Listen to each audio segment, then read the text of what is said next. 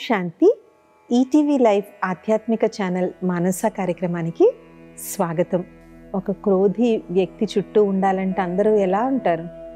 అతను బాబాయ్ హడలిస్తారండి అందరినీ అని అంటారు.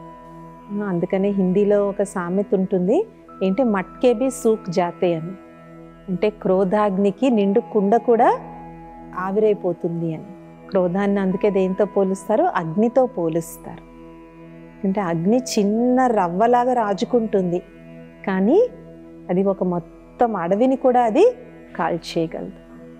అలాగే ఒక క్రోధి అనేటువంటి ఒక చిన్న మాట చాలా పెద్ద చిచ్చునది రేకెత్తించగలదు. సో క్రోధం యొక్క నష్టాలు మనలో చాలామందికి వ్యక్తిగతంగా కూడా తెలుసుంటాయి, ఎవరు మనకి చెప్పాల్సిన అవసరం లేదు. కానీ క్రోధానికి చాలామంది పిల్లలు, మనవాళ్ళు, మనవరాళ్ళు కూడా ఉన్నారు. ఏంటి అవి అంటే, ఒకటి బాహ్యంగా కనిపించేటువంటి కోపం, గట్టిగా మాట్లాడడం, లేదంటే కొట్టడం, తిట్టడం, ఇది బయటికి కనిపిస్తుంది కోపం. ఇది క్రోధం యొక్క వికరాల స్వరూపం. కానీ దీనికి ఉన్న ఇంకా సూక్ష్మ స్వరూపాలు ఏంటి? పిల్లకాయలేంటి? దీన్నే ఇంగ్లీష్లో ప్యాసివ్ అగ్రెసివ్నెస్ అంటారు. అంటే లోపల కోపం ఉంది, కానీ బయటికి మాత్రం మనం తీయగా ఉంటాం అన్నమాట. సో బయట ఏదైతే వికరాల స్వరూపం ఉందో అదంతా లోపల ఉంటుంది. అది ఎలా బయటపడుతుంది? ఎవరైనా పిలిచినా మనం వినకపోవడం, ముక్తసరిగా సమాధానాలు ఇవ్వడం, మెళ్ళో మూలకెళ్ళి కూర్చోవడం, చిన్న విషయానికి కూడా చికాకు పడడం, ఎప్పుడు అవకాశం దొరుకుతుందా గొడవ పెట్టుకుందామని చూడడం, ఇవన్నీ కూడా కోపానికి సూక్ష్మ రూపాలే. చికాకు, అసహనం, ఇలా అన్నారు అంటే అలా పని జరిగిపోవాలి, లేకపోతే అసహనం వచ్చేస్తుంది. అసహనం కూడా కోపానికి ఒక రూపమే. ఇంకొక భయంకరమైనటువంటి రూపం కోపానికి ఏంటి? మొండితనం. మొన్న ఒక బ్రదరు ఒక ఎక్స్పీరియన్స్ షేర్ చేసుకున్నారనమాట. ఆయన అన్నారు, నేను మా ఆవిడ, మా ఇద్దరు చిన్న మనవరాళ్ళు మేము బయటికి వెళ్ళాం సిస్టర్. అనుకోకుండా వర్షం పడింది, కార్లు ఏమీ బుక్ కావట్లేదు. సో ఎదురుగుండా వచ్చిన ఆటో అతన్ని పిలిచాము. పిలిస్తే వర్షం కాబట్టి వాస్తవంగా 50 రూపాయలు సరిపోయేది, అతను 150 అన్నాడు. మా ఆవిడేమో 150 ఏంటి, మేము 50 రూపాయలే ఇస్తాము అని అన్నాడు. ఇంత వర్షంలో మీకు 50 రూపాయలకి ఎవరు రారండి అంటే, ఇంకా ఇద్దరు చిన్న మనవరాళ్ళు ఉన్నారు, వాళ్ళు తడిచిపోతున్నారు వర్షంలో. సో ఇతను ఏమనేసాడు, సరే బాబు 100 ఇస్తాం, ఇంకా పద అన్నాడు. ఎక్కేసిన దగ్గర నుంచి ఇంకా ఆయన శ్రీమతి ఇంకా మాట్లాడకపోవడం, చికాకు పడ్డం. ఇంటికి వెళ్ళిన తర్వాత ఆటో అతను ఎదురుగుండా, మీరు నన్ను చులకన చేసేశారు, మీరు ఎందుకు 100 రూపాయలకి వచ్చారు? కాబట్టి అక్కడ క్రోధానికి కారణం ఏమైంది? నా మాటే నెగ్గాలి. ఆ నా మాటే నెగ్గాలి అనేటువంటి ఆ వ్యక్తిత్వం వల్ల, అయ్యో వర్షం పడుతుందే, రాత్రి అయిపోయిందే, నా మనవరాళ్ళిద్దరు వర్షంలో తడిచిపోతున్నారు అనేటువంటి ఆ బేసిక్ కామన్ సెన్స్ కూడా ఆమె నుంచి దూరం అయిపోయింది. అదే మామూలు పరిస్థితుల్లో అయితే మనవరాళ్ళని తడవనిస్తారా? ఇంత చిన్న చుక్క కూడా పడనివ్వరు. కానీ అక్కడ నా మాట ఎందుకు నెగ్గలేదు అనేటువంటి ఆ భావన వచ్చిన కారణంగా ఆమెలో, అయ్యో నా ఇద్దరు చిన్న మనవరాళ్ళు తడిచిపోతున్నారు అనే విషయం కూడా ఆమె చూడలేకపోయారు. సో క్రోధం ఏం చేస్తుంది? వాస్తవంగా 5 వికారాలు కూడా మన కళ్ళను కప్పేస్తాయి. క్రోధం కూడా అలాగే వివేకం అనేటువంటి కంటిని కప్పేస్తుంది. అందుకనే క్రోధిని ఏమంటారు? పరవశులు అని అంటారు. ఆ క్రోధం అనేటువంటి వికారానికి వాళ్ళు వశమైన కారణంగా విచక్షణ జ్ఞానాన్ని, తప్పు ఒప్పు యొక్క విచక్షణ జ్ఞానాన్ని కూడా వాళ్ళు కోల్పోతారు. అసలు ఏం మాట్లాడుతున్నారో వాళ్ళకి అర్థం కాదు, ఏం అంటున్నారో వాళ్ళకి అర్థం కాదు. ఎందుకు? టెంపరీగా బ్రెయిన్ షట్ ఆఫ్ అయిపోతుంది. అందుకనే క్రోధం చాలా డేంజరస్ వికారం. కానీ ఇందులో విచారించదగిన విషయం ఏంటంటే, చాలామందికి ఎవరికైతే కోపం వస్తుందో ఆ కోపాన్ని కూడా వాళ్ళొక సద్గుణంగా చూస్తారు. నేను చెప్పానంటే అలాగ అయిపోవాలి, అంతే పని అని చాలా గర్వంగా చెప్పుకుంటారు. నేనంటే హడలందరికీ, అని చాలా గొప్పగా చెప్పుకుంటారు. నిజమే, మీరు అందరినీ హడలుగొడుతున్నారు, మీరు అందరినీ భయపెడుతున్నారు, కానీ ఒక్కళ్ళన్నా మీతో ప్రేమగా మాట్లాడతారా? ఒక్కళ్ళన్నా మీతో మనస్ఫూర్తిగా మనసు విప్పి మాట్లాడతారా? మీకు కష్టం వచ్చినప్పుడు వాళ్ళల్లో ఒక్కళ్ళన్నా ముందుకొస్తారా? మేమెందుకు చేయాలండి, ఆయన మమ్మల్ని ఎన్ని మాటలు అన్నాడు, ఎంతలా అన్నాడు? మేమేం చెయ్యం. భయంతో అందరినీ గెలవడం గొప్ప కాదు. ప్రేమతో అందరూ మనం చెప్పినట్టుగా చేయించుకోవడమే నిజమైనటువంటి ఆధ్యాత్మికత యొక్క గొప్పతనం. కాబట్టి క్రోధం అనేటువంటిది ఇంకొంతమంది జస్టిఫై చేసుకుంటారు కోపాన్ని. కోపగించుకోకపోతే ఈ కాలంలో ఎవరు వినరండి అని. మీరు కోపగించుకున్నా కూడా వినరు, విన్నట్టుగా ప్రదర్శిస్తారంతే. ఎందుకో ఆ సిచ్యువేషన్ని ఇది చేయడానికి. కాబట్టి ఆధ్యాత్మికత ఏం చెప్తుంది అంటే, ఎక్కడైతే నువ్వు క్రోధం అనేటువంటిది ప్రదర్శిస్తున్నావో అక్కడ నువ్వు ప్రేమను, శాంతిని నువ్వు ప్రదర్శించాలి అని చెప్పేసి. అలాగే ఏదైతే మనకి మాటి మాటికి నా మాటే నెగ్గాలి అనుకుంటున్నామో, ఒక విషయం ఇప్పుడు మనం చాలా అర్థం చేసుకోవాలి. ఏంటంటే, ఇప్పుడు ప్రతి ఒక్కళ్ళకి వాళ్ళ సొంత ఆలోచన ఎక్కువైంది, చిన్నపిల్లల దగ్గర నుంచి పెద్దవాళ్ళ వరకు. కాబట్టి మనం చెప్పినట్టుగా ఏ ఒక్కళ్ళో ఇద్దరు మాత్రమే వింటారు. జానకి దాది గారిని అడిగారనమాట, మీరు ఇంత పెద్ద సంస్థను, ఇంత పెద్ద ఆధ్యాత్మిక సంస్థను మీరు ఎలా నడిపిస్తున్నారు, వేరే వాళ్ళతో మీరు పని ఎలా చేయించుకుంటారు అని. దాది అన్నారు, నేను ఎప్పుడు మాటల్ని వాడను, ఎందుకంటే మాటలతో చెప్పితే ఎవరి అభిప్రాయం వాళ్ళదే గొప్పగా ఉంటుంది. నేను కేవలం సలహాలాగా చెప్తాను, ఇలా చేస్తే బాగుంటుందేమో అని. కానీ ఆ చెప్పే విధానంలో నేను ఎప్పుడూ కూడా పక్క వాళ్ళని నీకన్నా నేను చెప్పింది కరెక్ట్ అనేటువంటి భావన రానివ్వను అన్నారు దాది. చాలామంది మన మాట వినకపోవడానికి కారణం ఏముంటుంది, మనం చెప్పే విధానంలో ఎక్కడో వాళ్ళని కించపరిచినట్టుగా మనం చెప్తాం, దానివల్ల వాళ్ళు మాట వినరు. కానీ మహాన్ ఆధ్యాత్మికవేత్త అయినటువంటి జానకి దాది గారు ఎప్పుడు ఏం చెప్పేవారంటే, నేను చెప్పేటప్పుడు వాళ్ళు చెప్పిందేదో తప్పు, వాళ్ళకన్నా నా అభిప్రాయం గొప్ప అనేటువంటి భావన అనేటువంటిది ఎప్పుడూ కూడా వచ్చేటువంటిది కాదు. వాళ్ళ యొక్క విశేషతలను తెలియచేసి అప్పుడు నేను వాళ్ళకి ఇలా చేస్తే బాగుంటుందేమో అని తెలియచేసేదాన్ని. కాబట్టి ఆధ్యాత్మికత అనేటువంటిది మనకి వ్యవహార శైలిని కూడా నేర్పిస్తుంది. ఏదో ఖాళీగా శూన్యంలో చూడడం కాదు, నలుగురితో మనం ఎలాగ అడ్జస్ట్ అయ్యి ఉండాలనేది కూడా మనకి నేర్పిస్తుంది. కాబట్టి ఇప్పుడు చిన్నపిల్లల దగ్గర నుంచి పెద్దవాళ్ళ వరకు అందరికీ ఎవరి అభిప్రాయాలు వాళ్ళకు ఉన్నాయి. కాబట్టి ఇప్పుడు మనం కేవలం సలహా మాత్రమే ఇవ్వగలం. నేను చెప్పినట్టు వాళ్ళు వినాలి అని ఎక్స్పెక్ట్ కానీ చేశాము అంటే మనమే తర్వాత డిసప్పాయింట్ అవుతాం. ఆఖరికి పిల్లలైనా అంతే. కానీ మనకేం తాపత్రయం ఉంటుంది, అయ్యో వాళ్ళు పాడైపోతారేమో, వాళ్ళు చెడిపోతారేమో అనిపిస్తుంది. మరి అలాంటప్పుడు ఏం చేయాలి, మనం ఒక రోల్ మోడల్ లాగా మాత్రమే వాళ్ళకు ఉండాలి. చూడు, నేను చేస్తున్నానా, నేను ఇలా చేయట్లేదు కదా, మరి నువ్వెందుకు చేస్తున్నావు, మనం ఒక ఎగ్జాంపుల్ లాగా అయ్యి వాళ్ళకి చూడాలి. ఆధ్యాత్మికత జగత్తులో ఉదాహరణ మూర్తులు అని అంటారు. వీళ్ళ యొక్క ఉదాహరణ తీసుకుని మేము వాళ్ళలాగా అవ్వాలనుకుంటున్నాము అని. సో ఇంట్లో తల్లి తండ్రి కరెక్ట్ ఆధ్యాత్మిక విలువల్ని పాటిస్తూ ఉంటే పిల్లలకి మనం చెప్పగలం. మనమే పాటించకపోతే ఇంకా పిల్లలకి ఎలా చెప్తాం, మనం చెప్పలేం. సో ఆధ్యాత్మికత అనేటువంటిది ఫాలో అయ్యేటువంటి పద్ధతి, టీచ్ చేసేది కాదు, ఫాలో అయ్యేటువంటిది. మనం ఒకరిని చూసి మనం అనుకరిస్తాం దాన్ని. కాబట్టి ఈ మొండితనము, జిద్దు చేసేటువంటి స్వభావం ఏదైతే ఉందో ఫైనల్గా ఇది మనల్ని ఒంటరిగా చేస్తుంది. కోపానికి ఉన్నటువంటి ఇంకొక కారణం, నేను ఎవరితోనూ అడ్జస్ట్ అవ్వను. కాబట్టి మన స్వభావాన్ని మనము చాలా సరళంగా ఉంచుకోవాలి, సింపుల్గా ఉంచుకోవాలి. సరళత కూడా ఒక చాలా మంచి దివ్య గుణం. దాని గురించి మనం మానస కార్యక్రమంలో కూడా మనం తెలుసుకున్నాం. మన ఆలోచనలు కూడా చాలామంది ఓవర్ కాంప్లికేట్ చేసేస్తారు. అయ్యో వీళ్ళు ఎందుకు మాట్లాడుతున్నారు, వీళ్ళు ఏం మాట్లాడుతున్నారు, దీని వెనకాతల ఉద్దేశం ఇదేమో, దాని వెనకాతల అదేమో వాళ్ళ భావన, ఇదేమో వాళ్ళ ప్లాన్ అని మనం చాలా టూ మచ్గా ఆలోచిస్తాం, టూ మచ్గా మాట్లాడతాం. కాబట్టి ఆధ్యాత్మికతలో మితంగా ఆలోచించడం, మితంగా మాట్లాడడం రెండూ కూడా మహాన్ దివ్య గుణాలు. సో ఈ ఓవర్ థింకింగ్ అనేటువంటిది మనలో స్ట్రెస్ని క్రియేట్ చేస్తుంది. ఆ స్ట్రెస్ కోపానికి దారి తీస్తుంది. సరళమైనటువంటి స్వభావం.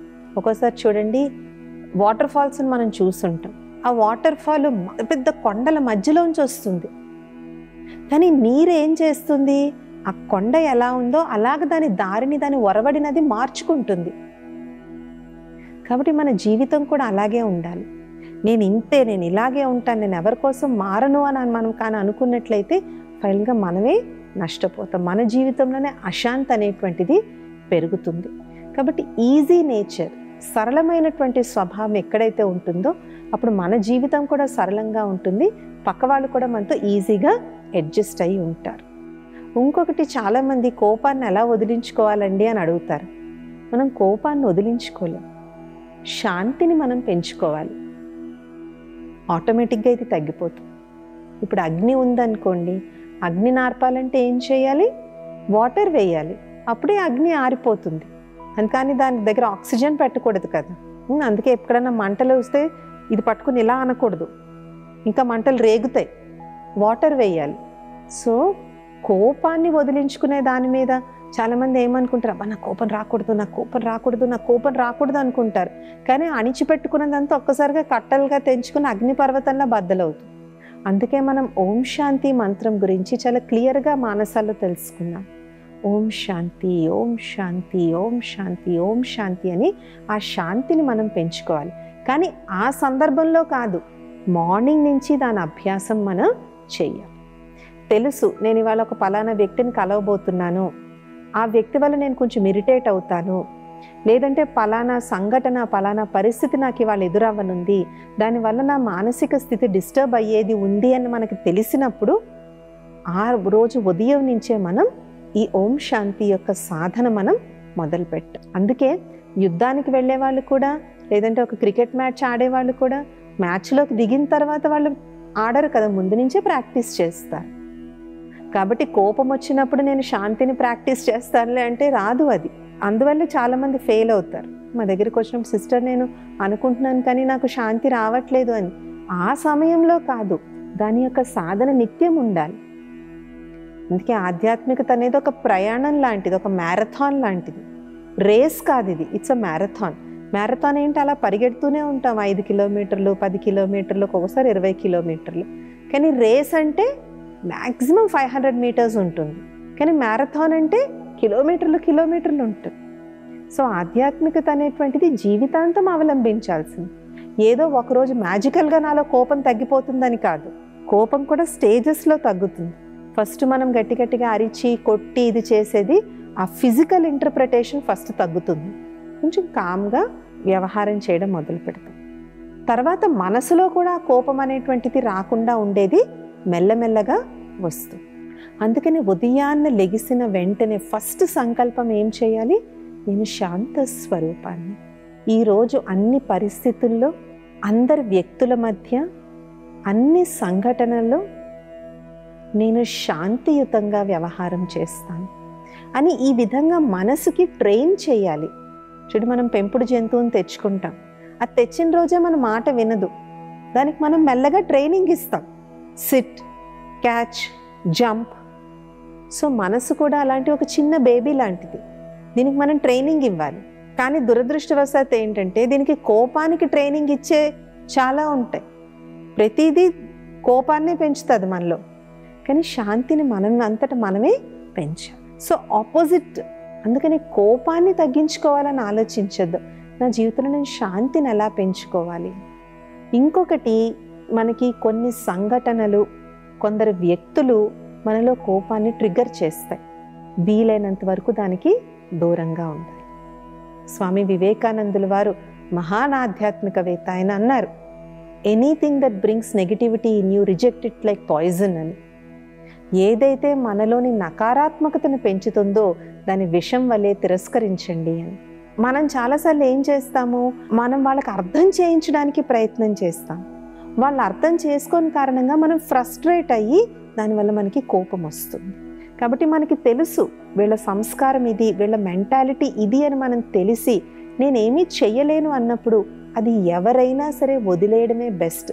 ఎందుకంటే మనం అర్థం చేయించడానికి ప్రయత్నించే కొద్దీ అక్కడ విషయం చెడుతుంది. వదిలేసి చూడండి, వాళ్ళ కామన్ సెన్స్ వాళ్ళకే గుణపాఠం చెప్తుంది. నువ్వు ఇలా మాట్లాడకూడదు, నువ్వు ఇలా చేయకూడదు, నువ్వు ఇలా ప్రవర్తించకూడదు అని చెప్పే కొద్దీ మనం మంచి విషయం చెబుతున్నా కూడా మన మీద కోపంతో దాన్ని వాళ్ళు స్వీకరించరు. అదే వదిలేసాము, ఒకసారి నష్టం జరిగింది, 2 సార్లు నష్టం జరిగింది, ఇప్పుడు 3వసారి వాళ్ళకి వివేకం వాళ్ళదే పనిచేస్తుంది. అప్పుడు వాళ్ళు ఆటోమేటిక్గా తగ్గుతారు. స్వీయ అనుభవం అన్నిటికన్నా పరమోత్కృష్టమైనదని ఆధ్యాత్మికత ఎందుకు చెప్తుంది అంటే, ఏదైతే స్వయానికి అనుభవం అవుతుందో అదే శాశ్వతంగా గుర్తుంటుంది. మనం చెప్పిన మాటలు ఇవేమీ కూడా శాశ్వతంగా గుర్తుండవు. వాళ్ళకైన అనుభవం వాళ్ళకి గుర్తుంటుంది. కాబట్టి ఒక్కొక్కసారి మనం అవాయిడ్ కూడా మనం చెయ్యాలి. వాళ్ళకి దూరంగా ఉండడం ఎందుకు, అనవసరంగా మనం దగ్గరయ్యి వాళ్ళకి ఏదో చెప్పాలి, నచ్చ చెప్పాలని ఆలోచించి మన మానసిక స్థితిని ఎందుకు మనం పాడు చేసుకోవాలి? దానివల్ల మనకి లేని బీపీలు, కొలెస్ట్రాల్లు వస్తూ ఉంటాయి. కాబట్టి ఒక్కోసారి వదిలేస్తే వాళ్ళే సమయానికి వాళ్ళు తెలుసుకుంటారు. ఒకసారి కొన్ని సిచ్యువేషన్స్, కొన్ని సంఘటనలు, ఎప్పుడో జరిగిపోయిన సంఘటనలు గుర్తు తెచ్చుకుని మనలో ఆవేశం పెరిగిపోతూ ఉంటుంది. అప్పుడు మనం ఏమనుకోవాలి, అది గతంలో జరిగింది, దాని గురించి నేను ఇప్పుడు ఏమీ చేయలేను, దానికన్నా నాకు నా మానసిక శాంతి, మానసిక ఆనందం నాకు ముఖ్యం, కాబట్టి దాన్ని నేను గతంలోనే వదిలేస్తాను. ఇలాగ మన మనసుకు మనం ట్రైనింగ్ ఇచ్చుకోవాలి. ఎక్సర్సైజ్ చేసేటప్పుడు కూడా ట్రైనర్ ఏం చేస్తాడు, ఫస్ట్ డే ట్రెడ్మిల్ మనల్ని 1 అవర్ పరిగెట్టమనడు. ఫస్ట్ ఏం చేస్తారో 1/2 గంట పరిగెట్టండి అంటాడు, రేపు 20 నిమిషాలు పరిగెట్టండి అంటాడు. అలా పెంచి పెంచి తర్వాత అరగంట 45 నిమిషాలు మనం పరిగెట్టగలుగుతాం.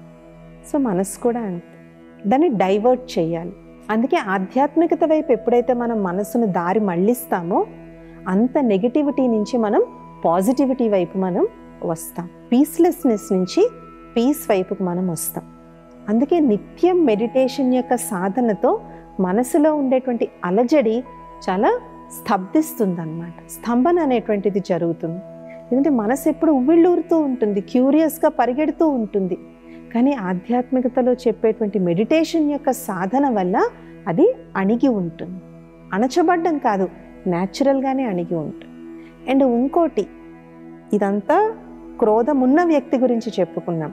మళ్ళీ చుట్టుపక్కల వాళ్ళు ఎప్పుడూ కూడా మాటి మాటికి నీ కోపం ఎక్కువ, నీ కోపం ఎక్కువ, నీ కోపం ఎక్కువ అని 10 సార్లు వాళ్ళ దగ్గర అనద్దు. ఎందుకంటే పాపం వదిలేయాలని చూస్తున్నారేమో వాళ్ళు. మనం అనే కొద్దీ వాళ్ళు ఏమనుకుంటారు, అబ్బా నేను ఏం చేసినా ఇంకా అందరూ నన్ను ఇలాగే అంటారని వాళ్ళు నిరుత్సాహపడతారు. ఇంకొకటి, ఎవరైనా బాగా ఆవేశంలో ఉన్నప్పుడు వాళ్ళతో తర్కించొద్దు, వాళ్ళకి ఎక్స్ప్లెయిన్ చేయడానికి ట్రై చేయొద్దు. ఎందుకంటే ఇందాక చెప్పాం కదా, వాళ్ళు పరవశులై ఉన్నారు. అప్పుడు మనం ఏం చెప్పినా వాళ్ళకి అది అర్థం కాదు. అది ఇంకా వాళ్ళలో కోపాన్ని పెంచుతుంది. వాళ్ళకున్న ఆ ఎమోషన్ అంతా బయటకు వచ్చేయాలి. వాళ్ళ మానసిక స్థితి మళ్ళీ నార్మల్కి రావాలి. మీరు అప్పటి వరకు అక్కడ ఉండలేకపోతే అక్కడి నుంచి వెళ్ళిపోండి. వాళ్ళే అలాగ అనుకుంటూ అనుకుంటూ అనుకుంటూ అనుకుంటూ సద్దుమణుగుతారు. కానీ మోస్ట్లీ మనం ఏం చేస్తాం, ఆ టైంలోనే వాళ్ళకి ఎక్స్ప్లెయిన్ చేయడానికి ట్రై చేస్తాం. కాబట్టి ఆ ఫ్రిక్షన్ ఇంకా పెరిగిపోతుంది. సో ఒక క్రోధికి ఏ విధంగా ఆధ్యాత్మిక విలువలు అవసరమో వాళ్ళతో ఉంటున్న వాళ్ళకు కూడా చాలా అవసరం. లేకపోతే వాళ్ళకు కూడా ఎలా వ్యవహరించాలో తెలియక ఇద్దరు ఒకరి మీద ఒకరు అరుచుకుంటూ ఏమవుతుంది, మొత్తం వీధంతా కూడా వింటుందన్నమాట. కాబట్టి రెండో విషయం, వాళ్ళతో తర్కించి వాళ్ళకి అర్థం చేయించడానికి మాత్రం ప్రయత్నించండి. మూడవది, వాళ్ళకి ఏ విషయాల్లో కోపం వస్తుందో తెలిసి ఊరికే ఆ విషయాలను మాటి మాటికి గుర్తు చెయ్యొద్దు. లేదంటే ఆ పలానా వ్యక్తుల గురించి వాళ్ళకి గుర్తు చేయొద్దు, ఆ పలానా సంఘటనలు కానీ ఆ పలానా పరిస్థితుల గురించి కానీ వాళ్ళకి గుర్తు చేయొద్దు. అయిపోయిందా అయిపోయింది, వదిలేయండి అంతే. కానీ దాన్ని మాటి మాటికి వర్తమానంలోకి తీసుకొని వచ్చి వాళ్ళకి చెప్పే కొద్దీ వాళ్ళు ఏమవుతారు, ఇంకా ఇరిటేట్ అవుతూ ఉంటారు. ఇప్పుడు మేము ఏం అనలేదండి, మేము అసలు ఏమీ అనలేదు, ఊరికే కోపం వచ్చేసింది. మనం ఏం అనక్కర్లేదు, మనం ఒక చిన్న మాట అంటే చాలు, అది వాళ్ళలో గంగా ప్రవాహంలాగా ఆ ఎమోషన్ని బయటికి తీసుకొని వస్తుంది అన్నమాట. పెట్రోల్ పోసేసిన తర్వాత చిన్న అగ్గిరేణు చాలు ఆ పెట్రోల్ని చక్రాల అగ్ని రూపం తీసుకురావడానికి. అలాగే మనం పెద్దగా ఏమనక్కర్లేదు, ఒక చిన్న వ్యక్తి తాలూకా పేరు లేదంటే పలానా ఇది అని ఒక వాక్యం అంటే చాలు, అది చాలా పెద్ద గొడవకి దారితీస్తుంది. ఇంకొకటి, క్షమాగుణం. ఇద్దరూ నేర్చుకోవాలి క్షమాగుణం. ఆధ్యాత్మికతలో క్షమకి చాలా పెద్దపీట వేశారు. మనలో ఎంత క్షమాగుణం ఉంటే అది మనకే మంచిది. క్షమించకుండా మనం విషయాలను పట్టించుకొని కూర్చున్నాము అంటే మనకే లోపల నుంచి అది తినేస్తుంది అన్నమాట మనల్ని. క్షమాభావన, దయాభావన అనేటువంటి ఈ దివ్య గుణాలు ఆధ్యాత్మికతలో చాలా ఉన్నత శ్రేణిలో ఉన్నాయి. వాస్తవంగా కానీ చూసినట్లయితే క్షమించడం తప్ప మన దగ్గర ఇంకో మార్గం ఏమీ లేదు. నిజంగా మనం ఒకళ్ళని మార్చేయగలమా? ఆలోచించండి. మనల్ని మనమే మార్చుకోలేనప్పుడు వేరే వాళ్ళని మనం ఎలా మారుస్తాం? The only thing in our hand is to forgive and forget. క్షమించి మర్చిపోవడం మనకి శ్రేయస్కరం, పక్క వాళ్ళకి శ్రేయస్కరం. నిజంగా అది తప్ప మనం చేయగలిగింది ఏమీ లేదు. వాళ్ళ పట్ల మంచి శుభభావన పెట్టుకోవడం. వీళ్ళు మారాలి, మారుతారు, తప్పకుండా మారుతారు. ఇప్పుడు కూడా ఎవరిని వీళ్ళు మారరు, వీళ్ళు ఇంతే, ఏం ఉపయోగం లేదు అని ఎప్పుడు కూడా అనుకోకూడదు. వీళ్ళు మారుతారు, మారాలి. అది తప్ప నిజంగా మన చేతిలో ఏముందో ఆలోచించండి. వాళ్ళు మీరు అరిచారు, ఏమైంది? ఫైనల్గా రిజల్ట్ అయితే కావాల్సింది మనకి లభించదు. అందుకే స్పిరిచువల్ వాల్యూస్ ఏవైతే ఉన్నాయో, ఏవైతే ఆధ్యాత్మిక విలువలు, ఆధ్యాత్మిక దివ్య గుణాలు ఉన్నాయో, ఇవే మనల్ని ప్రాబ్లమ్స్ నుంచి బయటికి తీసుకుని వస్తాయి. ఒక వ్యక్తి మన పట్ల అన్యాయం చేశారు, ఆ కక్షను మనం లోపల పెట్టుకున్నంత వరకు అది జీవితంలోని చెదపురుగు ఏం చేస్తుంది? లోపల నుంచి దొలుస్తుంది. సో బయటికి మనం చాలా బాగుండొచ్చు, చాలా హ్యాపీగా కనిపించవచ్చు, కానీ ఆ కోపము, ఆ బాధ అనేటువంటిది లోపల నుంచి మనల్ని తినేస్తూ ఉంటుంది. సో క్రోధానికి విరుగుడు క్రోధం వదిలేయడం కాదు, శాంతిని పెంచుకోవడం. అలాగే ఒక క్రోధితో మనము వ్యవహరించాల్సిన పద్ధతి క్షమ మరియు దయ. అది మనకే మంచిది, వేరే వాళ్ళ కోసం కాదు. క్షమించడం అనే గుణం ద్వారా నా మనశ్శాంతి నాకు ఉంటుంది, దానికి పరిష్కారం తర్వాత ఆలోచించవచ్చు. కానీ క్షమించినంత వరకు మనం సరైన పరిష్కారం ఆలోచించలేం. ఎందుకంటే మనం కోపంతోనే ఆలోచిస్తున్నాం. కోపంతో ఆలోచించినప్పుడు ఆ నిర్ణయం సరైన నిర్ణయం ఉండదు, విచక్షణ ఉండదు ఆ నిర్ణయంలో. ఎప్పుడైతే మనం క్షమిస్తామో, మనసు కొంచెం కుదుట పడుతుందో, అప్పుడు మనం తీసుకునేటువంటి నిర్ణయం ఇద్దరికీ కూడా బెనిఫిషియల్గా ఉంటుంది. కాబట్టి చాలామంది మాకు కోపం ఎక్కువ అని గొప్పగా చెప్పుకుంటారు, నన్ను చూస్తే అందరూ భయపడతారని చెప్పుకుంటారు. ఒకటి గుర్తుపెట్టుకోవాలి, అది గొప్ప విషయం కాదు, గొప్పతనం కాదు. ఇవాళ కాకపోతే తర్వాత అయినా కూడా దానివల్ల మనకి తీరని నష్టమే జరుగుతుంది. కాబట్టి ఆధ్యాత్మికత వైపుకు వచ్చి ఆధ్యాత్మిక దివ్య గుణాలైనటువంటి క్షమ, దయ, కృప, కరుణ, శాంతి వంటి దివ్య గుణాలను మన జీవితంలో అవలంబించుకున్నప్పుడు క్రోధం అనేటువంటి మహావికారం నుంచి మనం ముక్తిని పొందొచ్చు. ఇవాల్టి మానసాలో మనం ఈ విషయాలు తెలుసుకున్నాం. వచ్చే మానసాలో ఇంకొన్ని అద్భుతమైన విషయాలు తెలుసుకుందాం. ఓం శాంతి, నమస్తే.